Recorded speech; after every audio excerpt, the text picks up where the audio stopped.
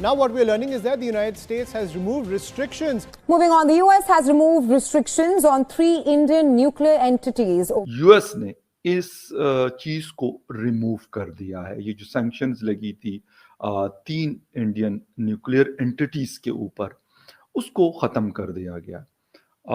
और इस दौरान 11 चाइनीज कंपनीज को इस ब्लैक लिस्ट के अंदर शामिल किया है। United states bureau of industry and security, उन्होंने इन इंडियन कंपनी की जो 3 इंडियन ऑर्गेनाइजेशन है अपनी उस लिस्ट से हटा दिया है इनको, ठीक है जी। और ये आप समझ लें कि अब एक बायलैटरल एनर्जी कोऑपरेशन जो है वो नेक्स्ट लेवल पे चला जाएगा। आरजू जी, पहली बात यह है कि ऐसा लगता है कि अमेरिका अभी जागा है 4 साल सोने के बाद। अब आप इमेजिन करें कि what will be the level of the cooperation between India and the United States. So वो जो जिसे कहते हैं ना, कंट्रीज लाइक पाकिस्तान, वो कहते हैं ना, जिसे वो कहते थे ना हम आपको स्टोन एज में भेज देंगे, वो स्टोन एज ये है।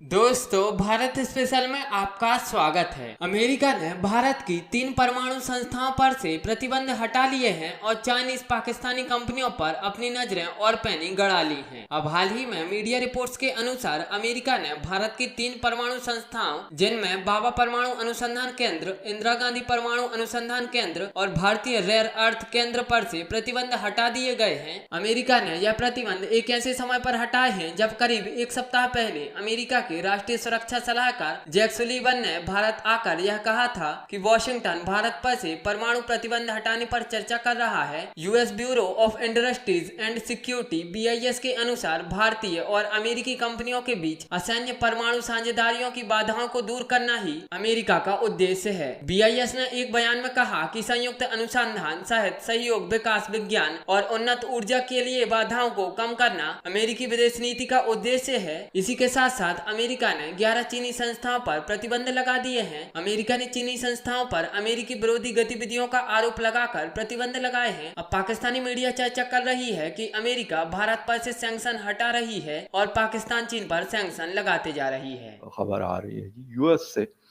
और यूएस में जैसे अभी नई एडमिनिस्ट्रेशन चार्ज संभालने वाली है, और जो बाइडेन एडमिनिस्ट्रेशन है उनका टेन्योर खत्म हुआ है और ट्रंप वापस आ रहे हैं second time as a president of US. इस दौरान खबर ये आ रही है कि अमेरिका नॉर्मली मुख्तलिफ किस्म के सैंक्शंस और ये चीज़ें लगाता रहता है दुनिया की बहुत सारी कंट्रीज़ में, जिसमें ईरान, रशिया, पाकिस्तान, चाइना शामिल है। इस सैंक्शंस में इंडियन बी कंपनीज थी और उनके ऊपर भी पाबंदियां लगी थी। लेकिन अभी डेवलपमेंट ये हो रही है कि यूएस ने इस चीज़ को रिमूव कर दिया है। ये जो सैंक्शंस लगी थी 3 इंडियन न्यूक्लियर एंटिटीज के ऊपर, उसको ख़त्म कर दिया गया। और इस दौरान 11 चाइनीज कंपनीज को इस ब्लैक लिस्ट के अंदर शामिल किया है। कुछ पाकिस्तानी कंपनीज भी इसकी जद में आई हैं और वो भी इसमें शामिल है। लेकिन कौन कौन सी कंपनीज इस लिस्ट में थी जो निकली हैं वो भी बात करेंगे। इसके साथ साथ इस चीज़ से हिंदुस्तान को जो सिविल न्यूक्लियर डील है उसमें क्या फ़ायदा हो सकता है। क्लीन एनर्जी आजकल बहुत ज़्यादा एक बात हो रही है पूरी दुनिया में, उसमें कितना फ़ायदा हो सकता है, और जो आपस में इनकी कोऑपरेशन है, जो टाइज हैं, वो किस लेवल पे पहुंचे हैं और मजीद कहाँ पे पहुंच सकते हैं।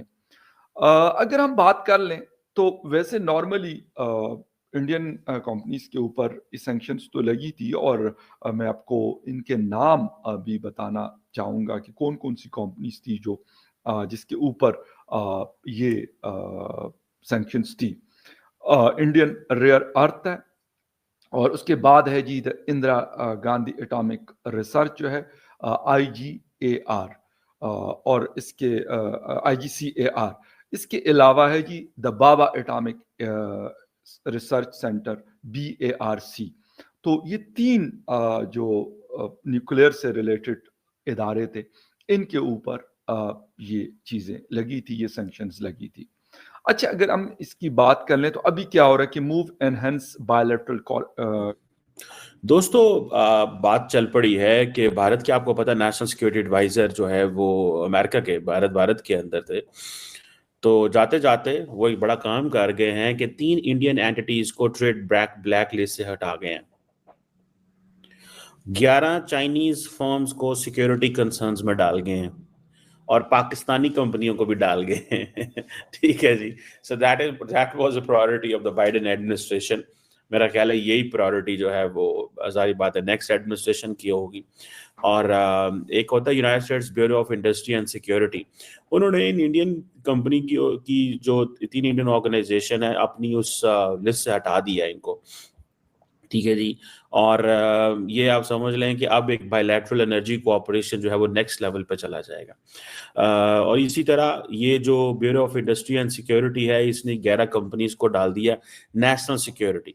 इंडिया की जो एंटिटीज जिनको रिमूव किया गया है उनमें इंडियन रेयर अर्थ है, Indira Gandhi atomic research centre मेन है, Bhabha atomic research centre Delhi के अंदर है। अब आप इमेजिन करें कि what will be the level of the cooperation between India and the United States. So वो जो जिसे कहते हैं ना कंट्रीज लाइक पाकिस्तान, वो कहते हैं ना, जिसे वो कहते थे ना हम आपको स्टोन एज में भेज देंगे, वो स्टोन एज ये है।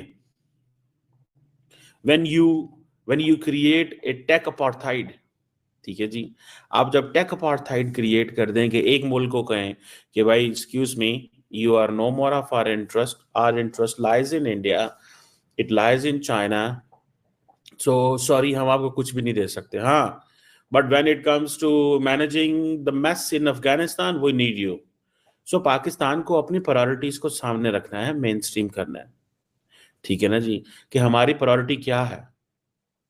अब डिफेंस टेक्नोलॉजी ट्रेड इंडिया के साथ, मिलिटेंट ऑर्गेनाइजेशंस पाकिस्तान के साथ। ठीक है ना जी। क्या उसको बोलते हैं, initiative on critical and technologies India के साथ, Islamic state, Daesh, Khorasan, TTP, al Qaeda Pakistan के साथ। ए गलाउंड नहीं है। जब दो बंदे दो मुख्तलिफ जगहों पे उतरते हैं and both are government officials, एक मुल्क में वो जाके कहें initiative on critical and emerging technology करना है, दूसरे को कहें do more on these organisations. बल्कि कल को तो मैं देख रहा था जॉन केबी जो है उसने स्टेटमेंट जारी कर दी, उसने कहा जी पाकिस्तान हमारा ग्रेट इत्तेहादी है। इसने कहा नॉन नेटो लाए वाली बात तो नहीं उसने की, ठीक है, क्योंकि अब अमेरिका के अंदर कुछ ऐसे लोग हैं जिनको मरोड़ उठ रहे हैं कि जी पाकिस्तान को जो है ना वो साइड पे कर दिया जाए। पाकिस्तान ऑलरेडी साइड पे है। जब पाकिस्तानी कंपनियों को आप ये कहें जी लॉन्ग रेंज मिसाइल को सरकारी कंपनियों को सैंक्शन करेंगे, ठीक है, और उनको इंडिया को कहेंगे जी आपको आर्टिफिशियल इंटेलिजेंस में भी सपोर्ट करेंगे, क्वांटम कंप्यूटिंग में भी करेंगे, सेमीकंडक्टर में करेंगे, टेलीकम्युनिकेशन में करेंगे, डिफेंस में करेंगे, स्पेस में करेंगे,